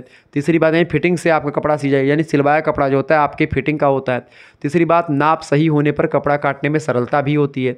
चौथी बात, नाप सही होने से कपड़ा बार बार खोलना नहीं पड़ता, जिससे समय की भी बचत होती है और अच्छे तरीके से आप वस्त्र बना पाते हैं। नाप लेने के सामान्य नियम क्या क्या हैं, नाप लेते समय हम किन किन नियमों का पालन करते हैं या किन किन नियमों का पालन हमको करना चाहिए। सबसे पहली बात, जिस व्यक्ति का नाप लेना है हमको उसके दाएं ओर खड़े हो करके नाप लेना चाहिए। सबसे पहली बात क्या, जैसे उसका नाप लेना है तो उसके इधर खड़े हो दाएं तरफ, ठीक है, तो उससे ज़्यादा बेटर तरीके से आप उसकी नाप ले पाएंगे। दूसरी बात, व्यक्ति की पसंद का ध्यान रखना चाहिए, जैसे कि वो व्यक्ति जो है ढीला वस्त्र पहनता है कि कसा हुआ वस्त्र पहनता है। अगर टाइट पहनता है तो उसके अकॉर्डिंग नापें, अगर ढीला पहनता है तो उस हिसाब से नापें। ठीक है। तीसरी बात, प्रत्येक अंगों की नाप कपड़े की नाप के अनुसार अलग अलग लेनी चाहिए, यानी कि मानते बाजू की, यहाँ की, पैर के, मतलब पैंट की नाप करनी है तो पैंट का निचला हिस्सा, यहाँ का हिस्सा, ठीक है। शर्ट में आपका जो है ये चेस्ट पूरा देख लें, ठीक है। इसके अलावा पूरा मतलब कि यहाँ की फिटिंग पेट के आसपास की, ठीक है, कैसी होनी चाहिए, सारी चीज़, लंबाई कितनी होगी, सब चीज़ नाप लें। इसके अलावा नाप देने वाला व्यक्ति समतल स्थान पर खड़ा होना चाहिए। समतल मतलब कि ऊबड़ खाबड़ स्थान पर ना खड़ा हो कि भाई एक स्थान इसका ऐसे हो जाए दूसरा ऐसे हो जाए, ठीक है, यानी सीधा खड़ा हो ताकि एक प्रकार से सारी चीज़ें एकदम फिट से नाप ली जा सके, ठीक है। इसके अलावा शरीर के प्राकृतिक उभारों का विशेष ध्यान देना चाहिए ताकि कपड़े की फिटिंग अच्छी आए, यानी कि शरीर के उभार का मतलब जैसे कि मान लेते हैं चेस्ट का भाग कभी कभी ऊंचा उठा होता है तो उसका ध्यान दें कि भाई कितना उठा है या कितना एक प्रकार से फैलाव इधर है, इन सभी का विशेष ध्यान देना पड़ता है। इसके अलावा शरीर की गोलाई वाले भाग की नाप लेते समय नेले वाले व्यक्ति को 3 उंगलियां टेप के अंदर रख करके नाप लेनी चाहिए। जैसे कि गले की नाप लेते समय लगभग 3 उंगलियां एक प्रकार से ऐसे करें कि 3 उंगली से ज़्यादा एक प्रकार से उसमें जगह हो ताकि नाप अच्छा हो, ज़्यादा एकदम से कसा ना हो गला वगैरह, ठीक है, ये ध्यान रखें। इसके अलावा नाप लेने वाले व्यक्ति को झुक करके खड़ा नहीं होने देना चाहिए, अन्यथा नाप में अंतर पड़ सकता है और कपड़ा छोटा या बड़ा हो सकता है, ठीक है। आगे देखते हैं। अगली बात ये है कि व्यक्ति जिसका नाप लिया जा रहा है कम वस्त्र पहने हो तो ज़्यादा बेटर रहेगा, जैसे स्वेटर कोट वगैरह पहने हो तो उसको निकाल करके तब उसकी नाप लें, ठीक है। इसके अलावा समस्त नाप को डायरी में साथ साथ नोट करते जाएं, जैसे कि दर्जी लोग इसे आप नापे, बाजू नापा, बाजू लिख लिया कि भाई इतना है, कमर नापी, कमर लिख लिया भाई इतना है, ठीक है, लंबाई कितनी है, सब कुछ आप लिख दें जिससे किसी भी प्रकार की कोई चूक ना हो और वस्त्र अच्छा सिल जाए, ठीक है, ये बात आप ध्यान रखेंगे। आगे बढ़ते और भी चीज़ों को जानने का प्रयास करते हैं, फटाफट से आप लोग देखने का प्रयास करेंगे, वीडियो को लाइक और शेयर करते रहिएगा। चले, प्रश्न आपकी स्क्रीन पर आ चुका है भैया। प्रश्न आपका आ चुका है, शक्ति व्यवस्थापन की योजना बनाते समय किन किन बातों का ध्यान रखना चाहिए। शक्ति व्यवस्थापन का मतलब क्या होता है कि मान लेते हैं, देखिए शक्ति की योजना बनाते समय निम्न बातों का ध्यान रखना पड़ता है। जैसे पहली बात, हल्के कार्य पहले करें और भारी काम बाद में करें। शक्ति व्यवस्थापन का मतलब ये होता है कि जो है काम बहुत अधिक है तो उस काम को कैसे किया जाए कि भाई उस काम को करने में हमको कम थका लगे, ठीक है, यानी कार्य सरलीकरण की विधि का प्रयोग करके, ठीक है। तो कार्य शक्ति व्यवस्थापन मतलब कि ऐसे काम पहले कर लें जो कि आपको हल्के काम है उनको पहले कर लें और भारी काम को बाद में करें। दूसरी बात, कार्य, विश्राम और मनोरंजन तीनों को पर्याप्त महत्व दिया जाए, यानी कि कितने समय आपको काम करना, कितने समय आपको विश्राम करना और कितना मनोरंजन करना है। अगर ये तीनों आप करेंगे तभी अच्छे तरीके से आपका काम मैनेज हो पाएगा, अन्यथा नहीं हो पाएगा, आप टायर्ड होंगे, थक जाएंगे। तीसरी बात, कार्य योजना में विश्राम को पर्याप्त स्थान दिया जाना चाहिए, यानी कि आराम बहुत ज़रूरी है किसी भी काम के लिए, ठीक है। अब ये मत बोल दीजिएगा कि आराम हराम है, तो वो अलग समय सिचुएशन थी, लेकिन अगर आपको कोई काम कर रहे हैं अगर आराम कर लेंगे तो फिर जब दोबारा आराम करके आएंगे तो उतनी ही ऊर्जा आपकी तीव्र होगी और उतने अच्छे तरीके से आप पढ़ा पाएंगे या कुछ भी कर पाएंगे। चौथी बात, कार्यकर्ता की शारीरिक और मनोवैज्ञानिक दशाओं को ध्यान में रख करके योजना बनाई जानी चाहिए, ठीक है। तो ये सब एक प्रकार शक्ति व्यवस्थापन के एक प्रकार से योजना बनाते समय इन सभी बातों का ध्यान रखना चाहिए। अगला क्वेश्चन आपकी स्क्रीन पर आ चुका, फटाफट से आप देखेंगे। प्रश्न आ चुका है कि थकान क्या है। तो पूर्व में किए गए कार्य के कारण से, यानी कि आपने पहले जो काम किया है उसके कारण से थकान की शारीरिक अवस्था आ जाती है। और शारीरिक अवस्था वह अवस्था होती है जिसमें वर्तमान कार्य को करने की हमारी योग्यता कम हो जाती है। यानी कि हम जो पहले काम करके आए हैं, मान लेते हैं हम इस क्लास को पढ़ाने के बाद में अभी फिर आप कहें कि दूसरी क्लास पढ़ा दो सर जी, तो हमें थका लग जाएगी, क्योंकि अभी इतनी देर से मैं पढ़ा रहा हूँ, खड़े खड़े जो है थोड़ा सा पैर भी दर्द करने लगता है, उसके बाद में बोलते बोलते मुंह भी दर्द करने लगता है, गला भी दर्द करने लगता है। इससे क्या होता है कि भाई थक जाते हैं व्यक्ति। तो ये मानसिक और शारीरिक दोनों प्रकार की थकान हमारी हो जाती है। तो अब जा करके यहाँ से मैं भोजन करूँगा इसके बाद में, ठीक है। तो इस तरीके से सारी चीज़ें होती हैं। तो कहीं ना कहीं पे अच्छा मैं खाना खा के पढ़ा नहीं पाता हूँ, खाना खा के मैं पढ़ाऊँगा तो क्या हो जाएगा कि भाई खाना खा के पढ़ाने में क्या होता है, दिक्कत आ जाती है। जब आप एकदम से आराम करके आते हैं, निश्चिंत होते हैं, खाना खा के लगभग आधे घंटे आराम कर लिया, उसके बाद में फिर क्लास कर दिया, तो उससे बेटर मतलब वो या तो फिर खाना खाने के आधे घंटे बाद पढ़ाओ, या फिर एक प्रकार से जब आप जो है पढ़ा लिखा करके आराम से जब निधरक हो तब जा करके आराम से खाना खाओ, उसके बाद में आराम करो। तो ये सिचुएशन होती है। हालांकि आराम जो होता है वो करने को तो मिलता नहीं है, क्योंकि इस समय पेपर चल रहे थे आपके, तो लगातार अब लास्ट पेपर शायद आपका है यही। इसके बाद में थोड़ा सा सेकंड सेमेस्टर और फोर्थ सेमेस्टर से थोड़ा फुर्सत मिलेगी उसके बाद में, लेकिन कुछ विश्वविद्यालय के अभी भी पेपर लगे हुए हैं तो उनके लिए व्यवस्था करूँगा। उसके बाद में आपके थर्ड सेमेस्टर की तैयारी विधिवत तरीके से मैं करवाने वाला हूँ। आपकी बार थर्ड सेमेस्टर की तैयारी आपकी चैप्टर वाइज होने वाली है, ठीक है।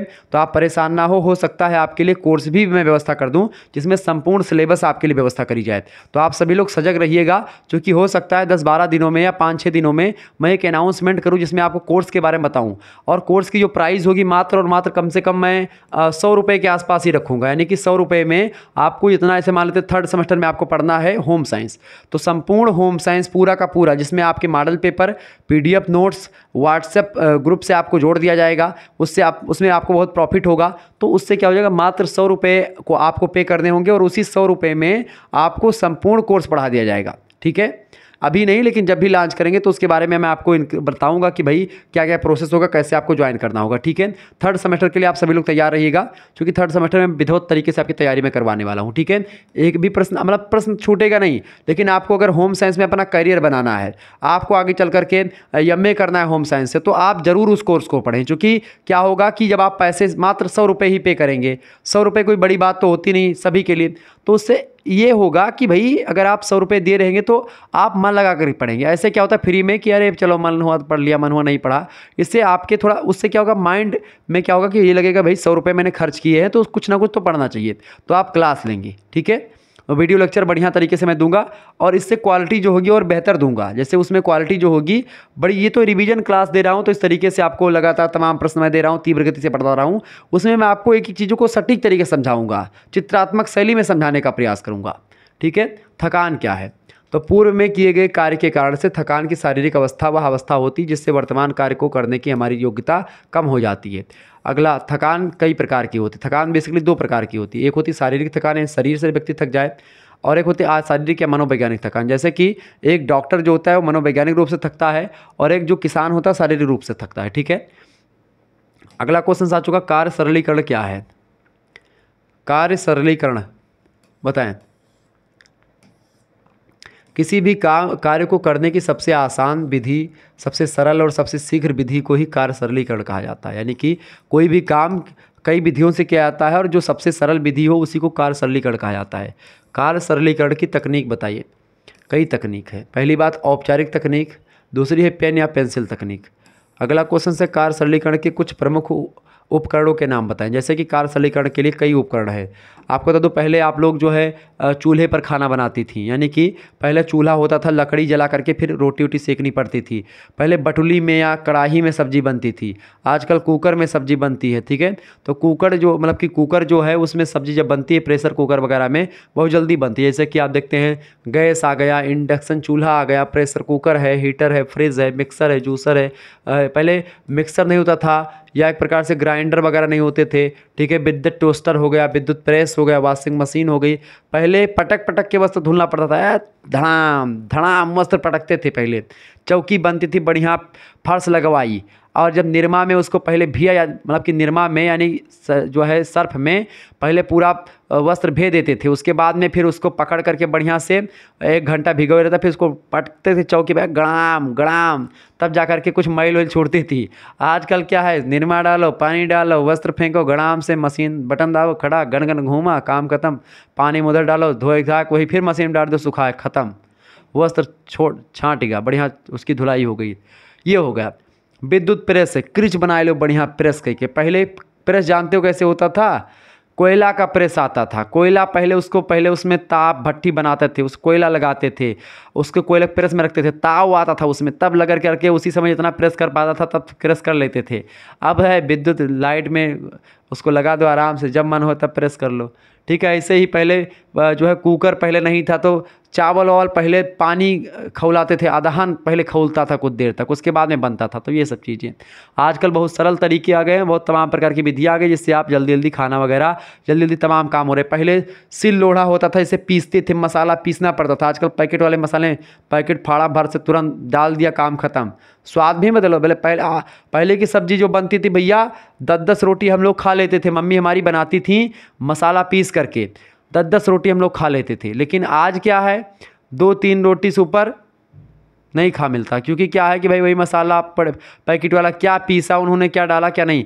पहले मसाला पीसती थी, उसके बढ़िया पानी उनी डाल करके, भूजा भूका मसाला होता था, धनिया हल्दी मिर्चा बढ़िया खड़ा खड़ा बढ़िया उसको ईमान दस्ता में कूटा जाता था। उसके बाद में उसको सिल लोढ़ा पे से बढ़िया बनाती थी, उसके बाद में वो मसाला भूजती थी, उसमें ग्रेवी बनाती थी सब्जी में डाल करके, फिर सब्जी बनती थी, भाई मज़ा आ जाता था। लेकिन अब आजकल क्या है, आजकल वही पैकेट वाला मसाला डाल दो, काम खत्म।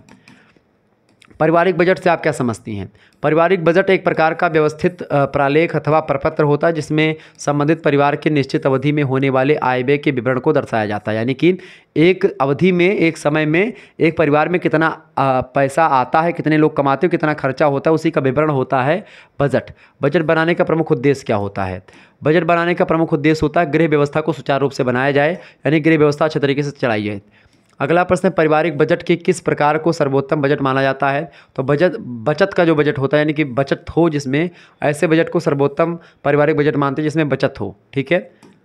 जैसे मान लेते 10,000 रुपये का अगर परिवार का एक प्रकार से कमाई है, तो उनमें से लगभग अगर आपका 5,000 रुपये बच रहा है या 4,000 बच रहा है, 6,000 खर्चा हो रहा है, तो ये बजट अच्छा माना जाता है, यानी जिसमें बचत हो कुछ ना कुछ। अगला क्वेश्चन आ चुका है, यदि पारिवारिक बजट में पारिवारिक आय के बराबर ही पारिवारिक व्यय का प्रावधान हो तो उस बजट को क्या कहेंगे? तो पारिवारिक आय के बराबर ही पारिवारिक व्यय हो, यानी जितना कमा रहे हो उतना खर्चा हो जाए, तो उस पारिवारिक बजट को संतुलित बजट कहा जाता है, ठीक है। आगे देखते हैं, अगला क्वेश्चन आ चुका है, प्राथमिकता के आधार पर पारिवारिक बजट की 3 मदों के बारे में बताएं। प्राथमिकता, सबसे पहली बात तो आहार और संबंधित सामग्री, यानी खाने पीने की जो सामग्री होती है, सबसे पहली बात बजट में उसको शामिल किया जाता है। दूसरी बात वस्त्र और परिधान संबंधी मद, यानी कि फिर उसके बाद में देखा जाता है कि भाई कपड़ा किसको कौन कौन सा लेना, फिर कपड़े पर ध्यान देते हैं। फिर उसके बाद में आवास, यानी कि कपड़ा भी पहन लेते हैं, तब एक प्रकार से घर वर बनाने की सोचते हैं। तो रोटी कपड़ा मकान, ये 3 आवश्यक मदें होती हैं हर एक मनुष्य की।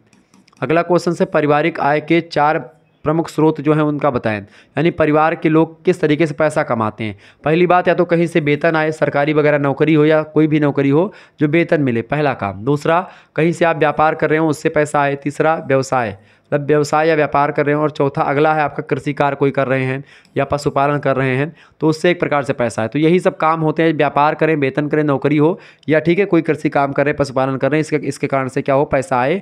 तो फिर उसके बाद में हम पारिवारिक आय के यही सब होते पैसा कमाने के साधन।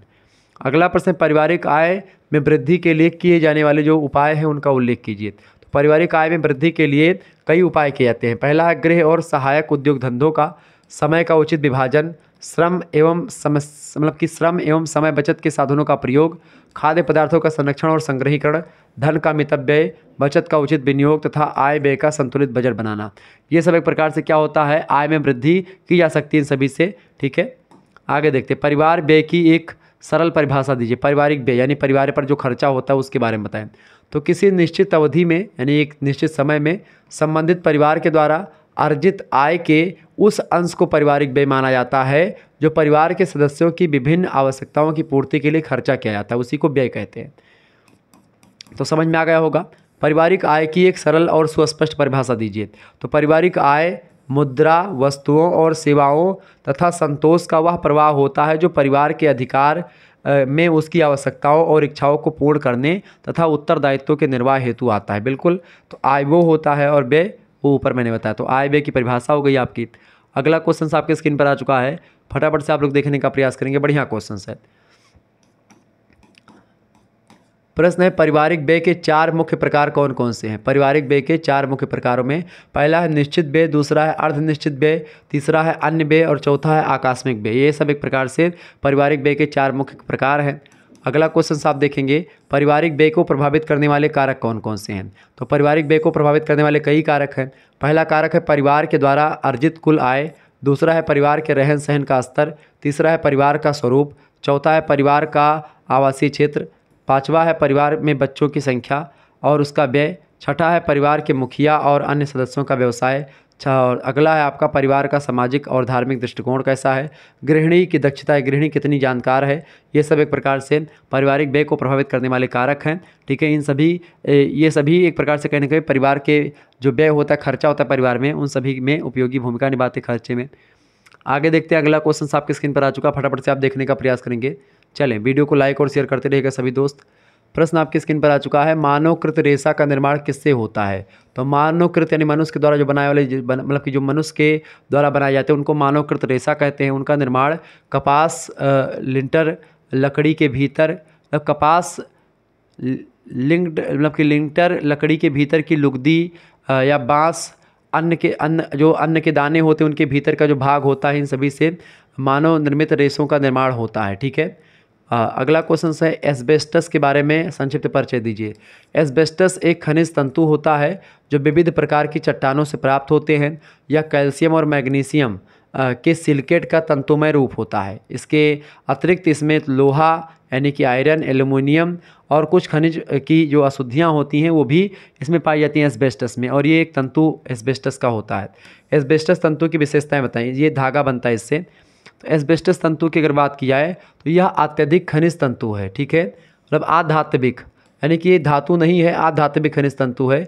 ये इटली में, खास करके कनाडा में, दक्षिणी अमेरिका के विभिन्न चट्टानों से प्राप्त होती हैं।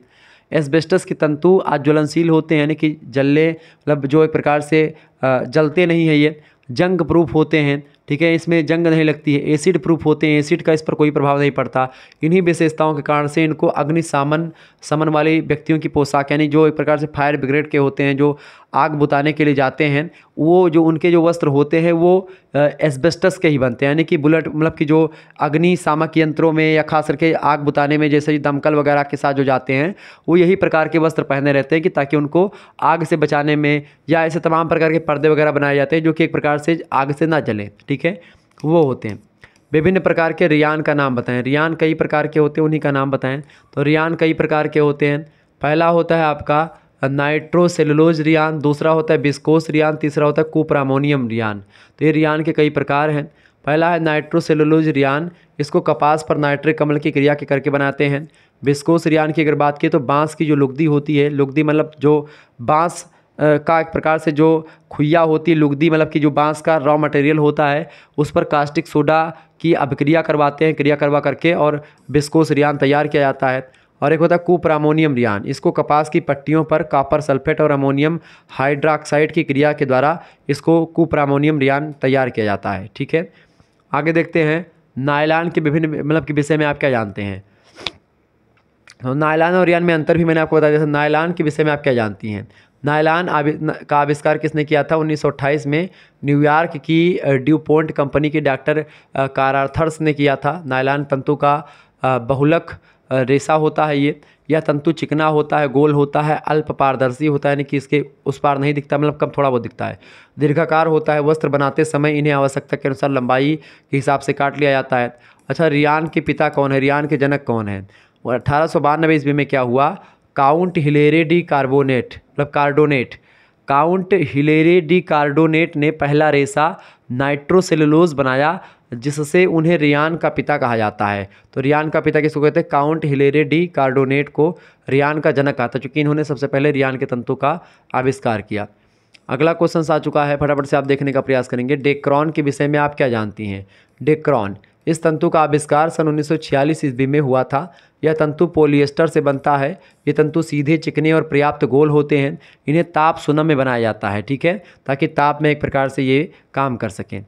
आगे देखते हैं गृह प्रबंध के महत्व की संक्षिप्त विवेचना करें। देखिए, गृह प्रबंध का महत्व परिवार के सभी सदस्यों के लिए जरूरी होता है। यदि किसी परिवार में गृह प्रबंध नहीं है तो समुचित आय होते हुए भी परिवार के सदस्यों की आवश्यकताओं की पूर्ति नहीं हो पाएगी, ठीक है। समुचित पूर्ति नहीं हो पाती है और परिवार में असंतुलन का माहौल बन जाता है, ठीक है। आवश्यकताओं में असंतुलन हो जाता है, आय व्यय का संतुलन बिगड़ जाता है। गृह प्रबंध समुचित रूप से लागू नहीं किया जा सकता, मतलब किया जाता तो पारिवारिक व्यवस्था भी बिगड़ जाती है, परिवार में झगड़े होते हैं, अनुशासन भंग हो जाता है। इससे परिवार के विभिन्न सदस्यों के बीच में आपसी संबंध सहयोगात्मक ना रह करके टकराव वाले हो जाते हैं, घर में बांट बिकिन हो जाता है, मारपीट होने प्रारंभ हो जाती है। अतः स्पष्ट है कि पारिवारिक संगठन, आवश्यकताओं की पूर्ति तथा परिवार की उन्नति और विकास के लिए गृह प्रबंध का विशेष महत्व। यानी कि मान लेते हैं एक परिवार में 4 भाई हो और चारों की रुचि अलग अलग है, तो गृह प्रबंध के द्वारा ही आप जान पाएंगे कि भाई ए नाम के व्यक्ति के लिए, यानी ए भाई के लिए क्या क्या चाहिए, बी के लिए क्या चाहिए, सी के लिए, डी के लिए, बी को क्या पसंद है, सी को क्या पसंद है, डी को पसंद क्या है। ये सब तभी आप जान पाएंगे जब गृह प्रबंधन आपके घर में होगा। यानी कि घर का कैसे चलाना है ये मैनेजमेंट पर निर्भर करता है। तो गृह प्रबंधन बहुत ज़रूरी होता है और एक गृहिणी जो एक प्रकार से घर को चलाती है उसको बहुत ज़रूरी होता है कि भाई सभी की विशेषताओं को, सभी के जो है चीज़ों के बारे में अच्छे तरीके से वो जाने, ठीक है। आगे देखते हैं, यद्यपि गृह प्रबंध का महत्व परिवार के सभी सदस्यों के लिए होता है, परंतु इसका सर्वाधिक महत्व गृहिणियों के लिए होता है, क्योंकि हमारे समाज में परंपरा के अनुसार अधिकांश महिलाएं घर पर ही रहती हैं और गृह प्रबंध और व्यवस्था का दायित्व महिलाओं का ही समझा जाता है। बेसिकली पुरुषों का प्रमुख कार्य होता है धन का उपार्जन करना, धन कमाना, पैसा कमाना और धन का सही उपयोग करना।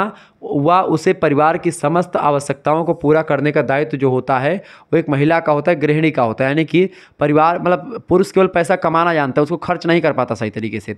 तो पैसे को खर्च कैसे करना है परिवार, और पैसे को किस तरीके से खर्च करना है और उचित खर्च करना है, ये एक स्त्री ही जानती है। तो चूंकि इसलिए जानती है चूँकि वो एक प्रकार से गृह विज्ञान को पढ़ी रहती है। तो अगर आप गृह विज्ञान पढ़ करके जाएंगी तो जहाँ पर आपकी शादी वगैरह होगी तो अच्छे तरीके से आप घर को मैनेज कर पाएंगी, ठीक है। तो प्रबंधन बहुत ज़रूरी है। अगला क्वेश्चन है, सामाजिक मूल्यों की विशेषताओं का संक्षेप में वर्णन कीजिए। देखिए, मूल्यों के अर्थ और परिभाषा संबंधी उपयुक्त विवेचना के आधार पर सामाजिक मूल्यों की निम्नलिखित मुख्य विशेषताएं दी जा सकती हैं। सामाजिक मूल्य की बात की सोशल वैल्यू। सोशल वैल्यू का मतलब ये होता है समाज में कुछ मूल्य होते हैं, कुछ नॉर्म्स होते हैं, ठीक है, कुछ मानदंड होते हैं जिनके आधार पर समाज काम करता है। समाज के जो नियम होते हैं, मूल्य होते हैं, उनको मानना एक प्रकार से ज़रूरी होता है। समाज में एक प्रकार से कई मान्यताएं होती हैं, तो उन्हीं मान्यताओं को मूल्य कहते हैं, सोशल वैल्यूज बोलते हैं। तो वो क्या हैं? पहली बात, सामाजिक मूल्य जो होते हैं वो सदैव अमूर्त होते हैं, यानी दिखाई नहीं देते हैं। मूल्य कोई भी दिखाई नहीं देता है, ठीक है। सामाजिक मूल्य हमेशा अमूर्त होते हैं। अमूर्त माने कि डोंट टच डोंट सीन, ना तो आप उसको देख पाएंगे ना ही छू पाएंगे, अमूर्त होते हैं, क्योंकि मूलभूत रूप से यह मानसिक धारणाएं हैं। दूसरी बात, मतलब कि मानसिक धारणाएं मतलब कि ये विचारधाराएं होती हैं, मूल्य इसलिए दिखाई नहीं पड़ते, ठीक है, इमोशंस होते हैं। दूसरी बात, सामाजिक मूल्यों का संबंध व्यवहार के ढंग से होता है। ये सामाजिक व्यवहार को मान्यता और महत्व प्रदान करने के मापदंड होते हैं सामाजिक मूल्य। तीसरी बात, सामाजिक मूल्य मानव के द्वारा बनाए जाते हैं, ये सांस्कृतिक देन होती हैं। संस्कृति के द्वारा जो मनुष्य के या समाज के जो मूल्य होते हैं एक पीढ़ी से दूसरी पीढ़ी में हस्तांतरित होते हैं। चौथी बात, सामाजिक मूल्य के ही आधार पर विभिन्न सामाजिक तथ्यों का चुनाव होता है, अर्थात उनके उचित अनुचित का निर्धारण होता है कि क्या सही है क्या गलत है, समाज के लिए क्या अच्छा है क्या बुरा है, ये सामाजिक मूल्य ही डिसाइड करते हैं। अगला क्वेश्चन से, मूल्य काफ़ी सीमा तक अस्थायी होता है, इसके प्रति व्यक्तियों की निष्ठा होती है तथा इसलिए पीढ़ी दर पीढ़ी ये मूल्य एक प्रकार से हस्तांतरित होते हैं। एक पीढ़ी से दूसरी पीढ़ी में मूल्य हमेशा हस्तांतरित होते हैं। छठी बात, सामाजिक मूल्य ही समाज में विभिन्न कार्यों के लिए प्रेरक यानी मोटिवेटर और चालक के रूप में काम करते हैं, भूमिका निभाते हैं, ठीक है। तो मूल्य होते हैं। अगला क्वेश्चन आपके स्क्रीन पर आ चुका है, फटाफट से आप लोग देखने का प्रयास करेंगे। बढ़िया प्रश्न है, देखें प्रश्न आपके स्क्रीन पर आ चुका है। मूल्य ग्रहण करने की प्रक्रिया को समझाइए, मूल्यों के चुनाव की प्रक्रिया को समझाएं। देखिए, कई बुद्धिमान व्यक्ति जो होते हैं या विश्वास करते हैं कि वर्तमान समय में संचार साधन, जो कम्युनिकेशन के जो साधन हैं, उन साधनों और तकनीकी के क्षेत्र में परिवर्तन के कारण से व्यक्तियों के लिए मूल्य ग्रहण करने के संबंध में कौशल विकसित करना महत्वपूर्ण होगा, यानी स्किल डेवलपमेंट बहुत ज़रूरी हो गया है। मूल्य हो या ना हो, स्किल होनी चाहिए। हालांकि स्किल और मूल्य का कॉम्बिनेशन जिस व्यक्ति में होगा वो व्यक्ति आगे बढ़ेगा और अच्छा काम कर पाएगा। रथ, हार्मिन और साइमन, इन तीनों ने मूल्य ग्रहण करने के लिए कई चरणों के बारे में बताया है। पहला चरण होता है स्वतंत्रता पूर्वक चुनाव करना मूल्यों का। दूसरी बात, विकल्पों के मध्य चुनाव करना। तीसरी बात, विकल्पों के जो है विवेकपूर्ण अध्ययन के बाद